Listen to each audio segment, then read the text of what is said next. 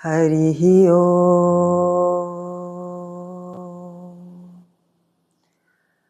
सा नः वसतु जिह्वाग्रे सर्वसौभाग्यदायिनी अविद्यानाशिनी देवी सर्वशुक्लः सरस्वती। विघ्नेश्वराय वरदाय सुरप्रियाय लंबोदराय सकलाय जगद्धाय नागाननाय सूर्यज्ञविभूषिताय गौरीसुताय गणनाय नमो नमस्ते। ध्येयं सदा परिभवग्नमभीष्टदोहम् तीर्थास्पदं शिवविरञ्चिनुतं शरण्यम् भृत्यार्थिहं प्रणतपालभवाब्धिपोतं वन्दे महापुरुषते चरणारविन्दम्।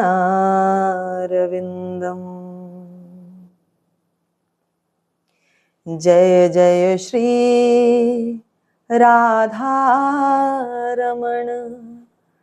जय जय नवल किशोर जय गोपी चित्तचोर प्रभु जय जय माखन चोर जय जय माखन चोर। बोल वृंदावन बांके बिहारी लाल की जय। श्री राधा सर्वेश्वर भगवान की जय। श्रीमद्भागवत महापुराण की जय। जय जय श्री राधे श्याम।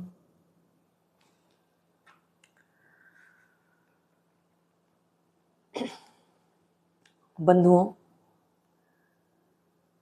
जब भी जहाँ भी जैसे भी सुंदर आचार्यों के द्वारा अभिवाचन सुनने का सुअवसर हमें प्राप्त हो, तब हमें अनेक अन्य कामों को छोड़ करके वहाँ हर हालत में उपस्थित होना चाहिए और उस सुनहरे अवसर को, उस सुनहरे मौके को त्यागना नहीं चाहिए, क्योंकि आचार्यों के मुख से जो हमें अभिवाचन सुनने का मौका मिलता है वो हमारे जीवन को कृतार्थ कर देता है। वो हमें ऐसी बहुमूल्य वस्तु प्रदान करती है जिसकी कीमत हम रुपए से, पैसे से नहीं लगा सकते, जो रुपए और पैसे से कहीं अधिक बहुमूल्य है, जो हमारे जीवन को सही राह दिखाता है, सही राह पर चलने के लिए प्रेरित करता है। इसीलिए कहते हैं कि तुम पेट भरो, शरीर को भोजन दो, पेट में भोजन डालो। क्यों? कहते हैं भोजन नहीं डालोगे तो आपका शरीर क्षीण हो जाएगा, जर्जर हो जाएगा, क्षीण होने लग जाएगा। तो कहते हैं आप पेट भरो, पेट को भोजन दो, देना आवश्यक है, लेकिन आपको अपने कान को भी भोजन देना बहुत आवश्यक है। अपने कानों को भी भोजन देना बहुत आवश्यक है। अब आपके मन में विचार चल रहा होगा कि कानों को भोजन कैसे दें, कान भोजन कैसे करेंगे। कहते हैं जिस प्रकार भोजन ना पाने से, भोजन ना देने से, पेट को भोजन ना देने से, क्षुधा ना शांत करने से अगर हमारा शरीर क्षीण हो रहा है, तो कहते हैं कानों को भोजन ना देने से हमारी बुद्धि मंद हो जाती है। वहां भोजन ना पाने से शरीर क्षीण हो रहा है, और यहाँ कानों को भोजन ना देने से हमारी मंद बुद्धि होती चली जाती है। इसलिए जब भी, जहां भी आचार्यों के मुख से हमें अभिवाचन सुनने का, सदुपदेश सुनने का मौका मिलता है, सुअवसर प्राप्त होता है, तो उसे हमें त्यागना नहीं चाहिए। अन्य कामों को उस समय छोड़ देना चाहिए, त्याग देना चाहिए। वह कार्य बाद में भी हो सकता है, लेकिन सुंदर आचार्यों के मुख से जो अभिवाचन सुनने का हमें अभी सुअवसर प्राप्त हुआ है, वो आगे मिले ना मिले। इसलिए हमेशा हमेशा सदुपदेशों को श्रवण करना चाहिए और अपने जीवन को कृतार्थ करना चाहिए। कहते हैं कि प्रत्येक उपदेश, प्रत्येक सदुपदेश हमारे जीवन के लिए एक बहुत बड़ी प्रेरक कथा है, हमारे जीवन को प्रेरणा देती है, हमारे जीवन को प्रगति की ओर अग्रसर करती है, प्रगति की ओर ले जाती है। देखिए, अभी आप चल के देखिए, कहते हैं कि जैसे एक छोटे से कोयले में, एक छोटे से कोयले के कण में विध्वंसककारी शक्ति होती है, विस्फोटक शक्ति होती है, ठीक उसी प्रकार अब आपके मन में चल रहा होगा कि कोयला, हाँ, कोयले में विध्वंसकारी शक्ति भरी पड़ी है, वो दबे दबे दबे दबे एक दिन बहुत बड़ा विस्फोटक का रूप ले लेता है। इसी प्रकार सभी आचार्यों के जो सदुपदेश कर रहे हैं, जो आपको सुंदर अभिवाचन करा रहे हैं, उनकी वाणी में बहुत बहुत शक्ति भरी पड़ी है, जो आपके जीवन को कृतार्थ करती है, आपको नव जीवन की ओर अग्रसित करती है, आपके पथ भ्रष्ट जीवन को पथ दिखाती है, ध्येय रहित जीवन को ध्येय सहित बनाती है, आपको एक लक्ष्य प्रदान करती है, आपका मार्गदर्शन करती है। आप देखो कितने कितने हमारे यहाँ जो बहुत सारे आचार्य हुए, जैसे देखिए आप हमारे संत श्री सूरदास जी, संत श्री गोस्वामी तुलसीदास जी, रैदास जी, रविदास जी, भक्तिमती हमारी मीराबाई जी, जिनका आज पार्थिव शरीर तो विलुप्त हो गया है, पार्थिव शरीर चला गया है, लेकिन उनके कहे हुए शब्द, उनकी कही हुई वाणी, उनके कहे हुए बोल आज भी हमारे जीवन को नई दिशा प्रदान करती है।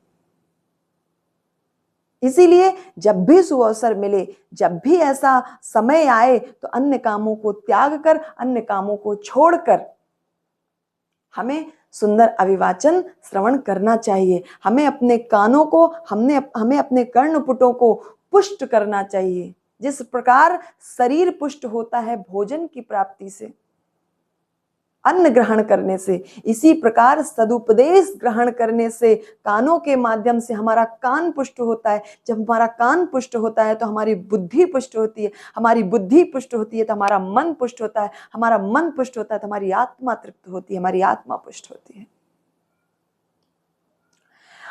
कहते हैं कि आदमी मर जाता है, आदमी जरूर मर जाता है, लेकिन उसके उपदेश, उसकी शिक्षाएं जो वो देकर के चला जाता है, वो हमारे लिए हमेशा हमेशा प्रेरणादायक रहती है। अब आप यहाँ एक सुंदर सी कथा आप श्रवण कीजिए। जैसे आपने सुना होगा वाल्मीकि रामायण, हमारे वाल्मीकि जी आदि कवि हुए, कवि तो बहुत हुए, कभी कालिदास जी हुए, कभी ये हमारे महाकवि हुए, लेकिन हमारे वाल्मीकि जी आदि कवि हुए, जिन्होंने रामायण की रचना कर दी। कहते हैं वो पहले एक बहुत बड़े, बहुत भयानक, बहुत विकराल डाकू थे, जिनका नाम रत्नाकर था, जिनका नाम रत्नाकर था। वो लोगों की हत्या करते थे, पाप करते थे, उनको मारते थे, उनका धन लूट लेते थे, और उनका धन लूट करके ही अपने घर का, अपने परिवार का उदर पोषण करते थे। अब बताओ, उनके जीवन में क्या था? उनके जीवन में सदुपदेश की कमी थी, उनके जीवन में ज्ञान की कमी थी। वो अंधकार में जीवन जी रहे थे। उन्हें ऐसा लग रहा था कि कैसे भी करके एन केन प्रकारेण मुझे अपने घर का उदर पोषण करना है, उसके लिए मुझे जो बन पड़ता है मैं करूंगा। और वो करते थे। क्योंकि उनको सही दिशा दिखाने वाला, उनको सही मार्ग पर चलाने वाला कोई नहीं था। उनको कोई नहीं था।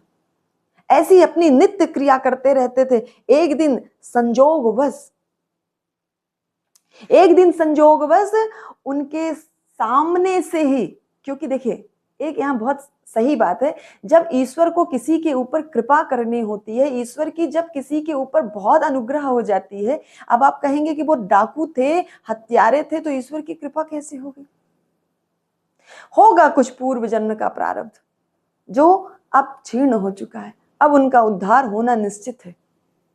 इसलिए ईश्वर की कृपा से, ईश्वर की प्रेरणा से, जो भगवान के ही मन है, जो नारायण के ही मन है, नारद जी उस जंगल में पधारे हैं जहां वो लोगों को लूटते हैं। रत्नाकर डाकू जो लोगों को लूटता है, जो लूटता है और लूट करके उंगलियों की माला बनाता है। हर व्यक्ति को जिसे वो लूटता है उसे वो मार भी देता है, और मारने के बाद उसकी छोटी उंगली को, कनिष्ठिका उंगली को काट करके उसकी माला बनाकर माला में पिरो करके उसको पहनता था। इसका भी कारण था, उसे याद रहे, उसे भान रहे, वो जानना चाहता था, वो समझना चाहता था कि मैं कितने लोगों की हत्या कर दिया अपने परिवार का भरण पोषण करने के लिए, इसलिए वो पहनता था। इसलिए उसका नाम तो रत्नाकर था, डाकू था, लेकिन उसका नाम हत्या करने की वजह से, लूट करने की वजह से, डकैती डालने की वजह से और अंगुलियों की माला पहनने की वजह से उनका नाम अंगुलीमाल डाकू भी था। एक दिन नारद जी उसी जंगल में पधारे, और जहां वो रत्नाकर डाकू, अंगुलीमाल डाकू, जो अब वाल्मीकि जी के नाम से प्रसिद्ध हैं, उन्हीं के सामने से वो गुजरे अपने और 3 परिकर के साथ। 4 साधु जब वहां से गुजरे तो वो तेज आवाज में, कर्कश स्वर में, कर्कश वाणी में कहता है, खड़े हो जाओ। नारद मुनि खड़े हो गए अपने परिकर के साथ। कहता है, जो कुछ भी धन तुम्हारे पास है, जो कुछ भी नगद तुम्हारे पास है, वह सब हमें निकाल कर दो। नारद जी कहते हैं, भैया मेरे पास तो कुछ भी नहीं है, मैं कहां से आपको दूं?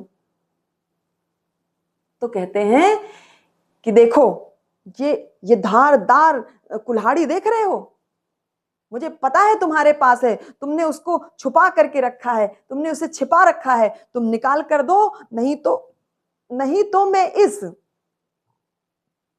इस कुल्हाड़ी से तुम्हारे गर्दन को अलग कर दूंगा। तो कहते हैं, भैया देखो मेरे पास तो कुछ नहीं है, मेरे पास तो कुछ भी नहीं है। तो वो देखो, संत जब सामने आते हैं ना, तो कितना भी बड़ा डाकू क्यों ना हो, कितना भी बड़ा हत्यारा क्यों ना हो, कितना भी बड़ा पापी क्यों ना हो, उनसे सत्संग हो जाए तो बहुत ही बड़ी बात है। लेकिन अगर सत्संग ना भी हो, उनका दर्शन मात्र हो जाए, उनसे चर्चा मात्र कुछ एक क्षण मात्र की हो जाए, तो कहते हैं जीवन में सुधार तो वहीं से हो जाता है। इतने लोगों की हत्या किया, कभी वो स्तब्ध नहीं हुआ। जब उन्होंने उनसे बात किया, जब उनका मुखमंडल देखा, जब नारद जी उनकी तरफ मुड़े, रत्नाकर डाकू की तरफ मुड़े, अंगुलीमाल डाकू की तरफ मुड़े, और जैसे ही दर्शन हुआ, जैसे ही नेत्र से नेत्र मिले, तो उसके मन में विचार आया कि मैं इन्हें क्यों मारूं। फिर वो कहता है कि देखो, मैं तुम पे अगर दया करता हूं, तुम्हें नहीं मारता हूं, तो फिर मैं अपने घर का, परिवार का उदर पोषण कैसे करूंगा? इसलिए मुझे दया नहीं करनी है, जो कुछ भी है दे दो, नहीं तो मैं तुम्हें मार दूंगा। तब नारद जी जब उसकी बात सुनते हैं कि देखो, ये कह रहा है मैं तुम पर दया क्यों दिखाऊं, तुम्हें क्यों न मारूं, इसका मतलब है एक क्षण के लिए उसकी बुद्धि निर्मल हुई। वो रामचरितमानस में एक बहुत अच्छा दोहा है। कहते हैं, तात स्वर्ग अपवर्ग सुख, धरिय तुलाइक अंग, तूल न ताहि सकल मिली, जो सुख लव सतसंग। वहां एक लंकिनी, एक पिशाचिनी का जो सत्संग हनुमान जी से होता है तो उसका भी कल्याण हो जाता है। और यहाँ तो कुछ एकमात्र सत्संग, बस साथ में खड़े हैं, संग में खड़े मात्र से, थोड़ी सी चर्चा मात्र से उसकी बुद्धि में जो इतना विकार भरा था, थोड़ी देर के लिए ही सही, लव सत्संग, लव मात्र के समान, क्षण मात्र के समान चर्चा ही हुई, और इसी में ही उसको, उसकी बुद्धि कुछ क्षण के लिए निर्मल हुई। तो जब नारद जी ऐसी वचन सुनते हैं तो कहते हैं, तुम लोगों की हत्या करते हो अपने परिवार का उदर पोषण करने के लिए? बोले हाँ करता हूं। तो बोले, जिस परिवार के लिए तुम इन सबकी हत्या करते हो, जिस परिवार को पालने के लिए, पोषण करने के लिए, उसका पेट भरने के लिए तुम इतनी सारी हत्याएं करते हो, क्या वह सब आपके किए हुए कर्मों में, आपके किए हुए कृत्यों में भागीदार रहेंगे? आप जो पाप कर्म कर रहे हैं, क्या उसको भी वो साथ में भोगेंगे? तब वो थोड़ी देर के लिए स्तब्ध रहा और विचार में पड़ गया और सोचने लगा कि सच में क्या वो मेरे पाप में भागीदार होंगे? तब मन में विचार करता है, मैं जाकर उनसे पूछ कर आता हूं। तो फिर कहता है, अच्छा आप मुझे देखो, इतने दिन पाप किया है तो पाप बुद्धि इतनी जल्दी हट जाए, ये इतना संभव नहीं। इसके लिए अभ्यास की तलवार चलानी पड़ेगी। नित्य प्रतिदिन आपको बहुत अभ्यास करना पड़ेगा, तब जाकर कहीं आपके पाप मार्ग से निकल करके आप अच्छे मार्ग पर, सत मार्ग पर, सच्चाई के मार्ग पर चल पाएंगे। वो सोचता तो है कि मैं जा रहा हूं पूछने के लिए, फिर कहता है, आप मुझे भ्रमित कर रहे हैं, आप मुझे अपने पथ से हटा रहे हैं, आप मुझे दिग्भ्रमित कर रहे हैं कि मैं वहां पूछने जाऊं, आप यहां से भाग निकलो। तब नारद जी कहते हैं कि हम चारों पर, जो हमारे तीन साथी हैं, और हमें चारों को आप एक पेड़ से, आप पेड़ की शाखा से, पेड़ के एक वृक्ष से आप हमें बांध दो। और इस जंगल में तो आपके डर से वैसे भी कोई नहीं आता, कोई आएगा भी नहीं कि मुझे छोड़ दे, तो आप मुझे बांध दो, और बांधने के बाद जाकर के पूछ कर आओ, मैं कहीं नहीं जाऊंगा। यदि वो आपके पाप में भागी हैं तो आप मुझे मार दो, जो कुछ मिले आप ले लो, और नहीं मिले तो कोई बात नहीं, उंगलियों की माला ही पहन लेना। उसको लगा कि नहीं, ये बात सही है। उसने एक मोटी सी रस्सी लेकर एक अच्छे से, एक बड़े विशाल वृक्ष में चारों को बांध देता है कस करके, और चला जाता है दौड़ा दौड़ा अपने घर पर, अपने पिता से, अपनी माता से, अपनी पत्नी से, अपने बच्चों से, अपने परिवार से, अपने परिकर से पूछता है कि मैं तुम सबके उदर पोषण के लिए जिस प्रकार से भी, जैसे भी धन लाता हूं, किसी की हत्या करके, किसी को मार कर, किसी को पीट कर या कमा कर, जैसे भी लाता हूं, क्या आप सब उसमें हमारे सहयोगी बनेंगे? क्या अगर मैं पाप से लाता हूं तो क्या आप उसके भागीदार होंगे? सबने हाथ खड़ा कर दिया, सबने नकारात्मक उत्तर दिया, उसके लिए नकारात्मक उत्तर दिया। सबने कहा नहीं, ये तुम्हारा कर्तव्य है, ये तुम्हारा कर्म है, ये तुम्हारा कर्तव्य है कि तुम धन लाओ, और मेरा कर्तव्य है कि मैं उस धन का उपयोग सही से करूं और सबका पालन पोषण करूं। ये तुम्हारा कर्तव्य है कि तुम घर कैसे चला रहे हो, तुम जानो, तुम्हारा काम जाने। तुम्हारे किसी भी कृत्य में, तुम्हारे किसी भी कार्य में हम लोगों का कोई श्रेय नहीं, हम सब भागीदार नहीं होंगे, आप जैसे भी लेकर के आओ। तब कहते हैं, उसके नेत्र अचानक एकाएक टक खुल गए,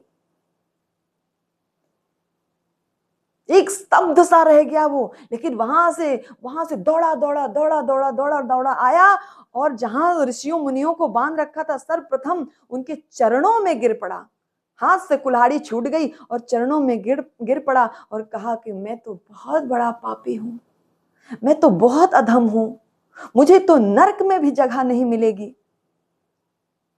और थोड़ा सा जब सचेत हुआ, थोड़ी सी चेतन अवस्था उसको आई तो उठ करके ऋषियों को खोलता है, उनको बैठ करके उनके चरणों में रोता रोता रोता रोता उनके चरण अपने आंसुओं से ही धो देता है।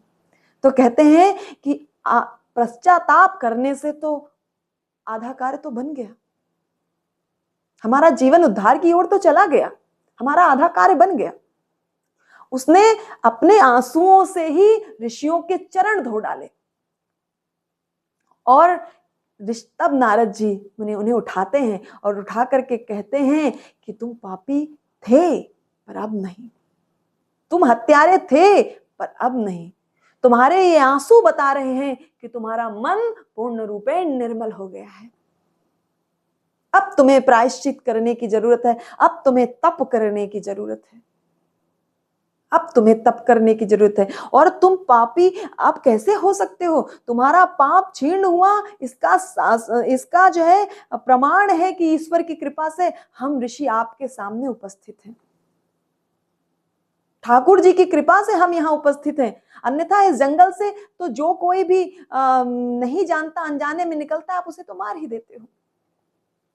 जो जानता है वो आता ही नहीं, जो नहीं जानता वही तो यहां से निकलता है। आपका पाप धुल चुका है, अब आपको तप की जरूरत है। तब उन्होंने ऋषि मुनियों ने, नारद मुनि ने उनको बिठाल कर उनको वहीं सरोवर में स्नान करा के और उनके कानों में मंत्र दिया, राम राम राम राम राम। कहा राम राम जपो, राम राम जपो, तुम्हारा कल्याण अवश्य हो जाएगा। इस मंत्र का साथ देते रहना। और वो जब राम राम कहने की कोशिश करता है तो इतनी हत्या करने के बाद, इतना पाप करने के बाद उनके मुख से, रत्नाकर डाकू के मुख से, अंगुलीमाल डाकू के मुख से राम राम भी नहीं निकल रहा था। राम को वो उल्टे शब्द में उच्चारण कर रहे थे, मरा मरा। तब नारद जी ने कहा, यदि 3 बार मरा मरा कहोगे तो 2 बार राम राम निकलेगा ही सही, इसलिए उल्टा ही उच्चारण करो।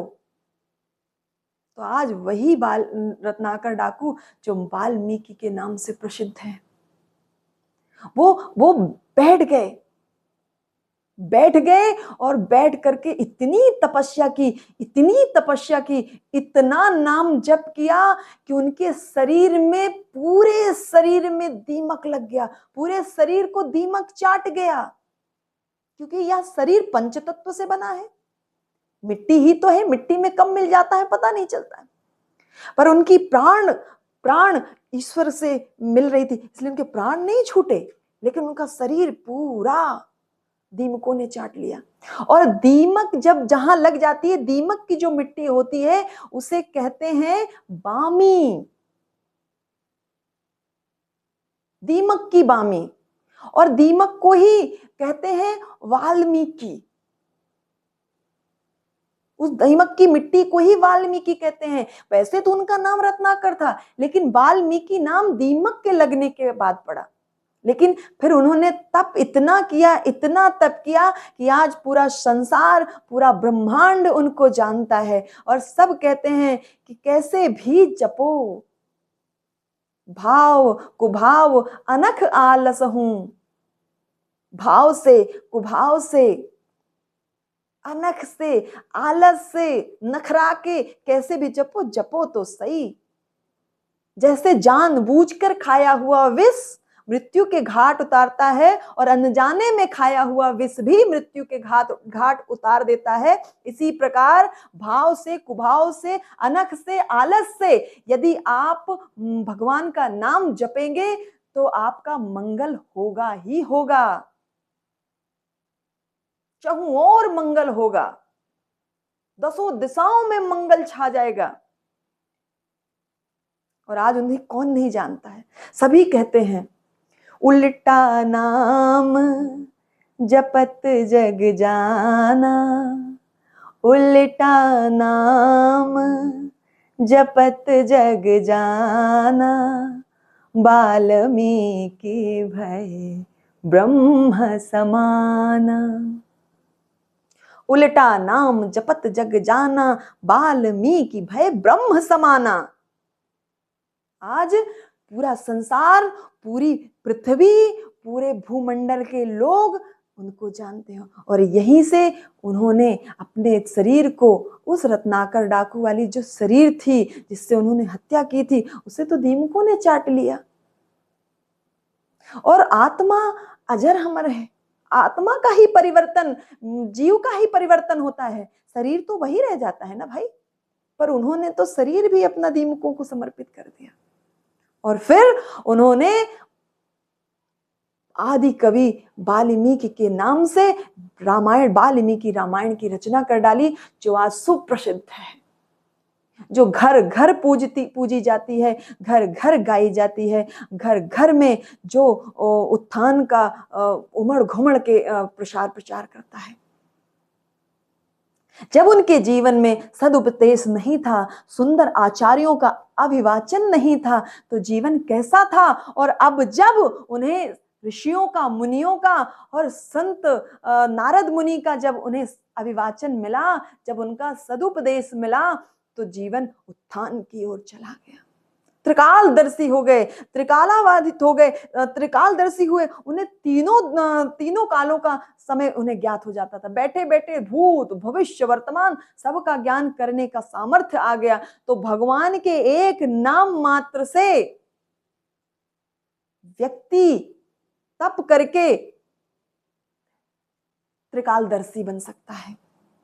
जब एक डाकू, एक हत्यारा वाल्मीकि रामायण की रचना कर सकता है, तो आप और हम क्यों ठाकुर की चर्चा सुन करके, उनकी चर्चा से अपने जीवन को उत्थान की ओर क्यों नहीं ले जा सकते। देखिए कितनी सुंदर बात कही। गीता में भी कहा है, नहि ज्ञानेन सदृशम पवित्रम इह विद्यते तत्स्वयं योग संसिद्धः कालेनात्मनि विन्दति। इस संसार में ज्ञान से बड़ा पवित्र करने वाला निस्संदेह और कोई उपाय नहीं है और कोई साधन नहीं है। जो ज्ञान से जीवन पवित्रता की ओर जाता है, और वो ज्ञान कब आएगा, जब सुंदर सदुपदेश हमारे जीवन में आएगा, सुंदर आचार्यों की वाणी हमारे जीवन में आएगी, तभी हम अपने जीवन को उत्थान की ओर ले जा सकते हैं। कितने कितने ऐसे महापुरुष हुए जो कलिकाल में ही अपने आप को ज्ञान के माध्यम से, विवेक के माध्यम से, श्रवणेन्द्रिय का उपयोग करके, कथा का श्रवण करके अपने जीवन में यहीं बैठे बैठे शुद्धांतःकरण, अपनी अंतःकरण को शुद्ध बना करके आत्मा को पा लेते हैं, आत्मा को तत्व से जान लेते हैं। जब आत्मा को ही तत्व से जान लोगे, तो ईश्वर को भी तत्व से जानने में कोई भी असुविधा नहीं होगी। ईश्वर को भी तत्व से जान लोगे, जीवन में कोई कष्ट रह ही नहीं जाएगा। इसीलिए कहते हैं कि सदुपदेश जीवन में बहुत जरूरी है। ये मानवा हरि कथा श्रवणास्तदोषः कृष्णांघ्रि पद्म भजने रत चेतनाश्च ते वै पुनन्ति च जगन्ति शरीर संगा संभाषणादपि ततो हरिरेव पूज्यः हरिपूजा परायत्र महान्ता शुद्ध बुद्धयः तत्रैव सकलं भद्रं यथा निम्ने जलम दुज। कहते हैं कि ए मानव, तू श्रवणेन्द्र के द्वारा अभिवाचनों को श्रवण कर, जब भी ये मौका मिले तब उसे ना छोड़ो, उसे मत त्यागो, अन्य कामों को छोड़ दो, त्याग दो, लेकिन कथा श्रवण करने अवश्य जाओ, कथा श्रवण करने अवश्य जाओ। कहते हैं जो मानव भगवान की कथा श्रवण करके सदुपदेशों को ग्रहण कर लेता है, उसका जीवन उत्थान की ओर जाता ही जाता है। क्यों? क्योंकि वो दोष दुर्गुणों को त्याग देता है। और कहते हैं, और वो सदा सर्वदा ठाकुर जी के कहते हैं कृष्णांग्र पद्म भजने, बोले कृष्ण भगवान के पाद पद्मों का अनुरक्त हो जाता है, उनके चरणार रविंद का अनुरक्त बन जाता है। और कहते हैं वाणी से ही नहीं, शरीर का भी संग, शरीर के भी संग से इस लोक को पवित्र करने के लिए तत्पर हो जाता है। आप श्रवणेंद्र के द्वारा सदुपदेश सुन करके आप जहां बैठेंगे वहां अपनी वाणी से, अपने शरीर के संग से पवित्रता का वातावरण फैला देंगे और सदा सर्वदा ठाकुर के श्री चरणों में अपनी प्रीति बनाए रखेंगे और आप अपना भी उत्थान करेंगे और आपका भी उत्थान करने के लिए वो सदा सर्वदा तत्पर रहते हैं।